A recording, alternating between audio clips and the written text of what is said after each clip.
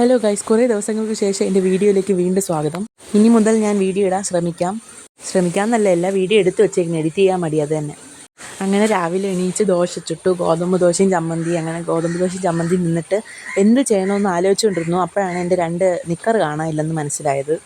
അത് അലമാര തുറക്കും പറയും. ഇപ്പം നമ്മൾ അങ്ങനെ ദോശ തിന്നാൻ പോവുകയാണ് ഗൈസ്. ദോശ തിന്നു, വായും പൊള്ളി. കാരണം ആർത്തി എത്രയാണല്ലോ. മഴ ആയതുകൊണ്ട് തന്നെ തോടൊക്കെ നിറഞ്ഞു കിടക്കുന്നതുകൊണ്ടാണ് ഇത്രയും വലിയ സൗണ്ട്, അല്ല ബാക്ക്ഗ്രൗണ്ട് സൗണ്ട്. അപ്പോൾ അലമാരയുടെ കോലം കണ്ടല്ലോ. ഈ അലമാരിക്കകത്ത് ഞാൻ എങ്ങനെ എൻ്റെ 2 നിക്കർ തപ്പും എന്നാണ് എൻ്റെ ഇപ്പോഴത്തെ ആലോചന. പക്ഷെ ചിന്തിച്ചിരുന്നതുകൊണ്ട് ഒന്നും ചെയ്യാൻ പറ്റിയില്ല. വെളിയിറങ്ങി വെറുതെ ഇരുന്നു, മടിയാണ്. അങ്ങനെ കുറേ നേരം വായി നോക്കിയപ്പോൾ എനിക്കൊരു സമാധാനമായി. പിന്നെ അലമാര ഒന്നും ഒതുക്കേണ്ടി വന്നില്ല.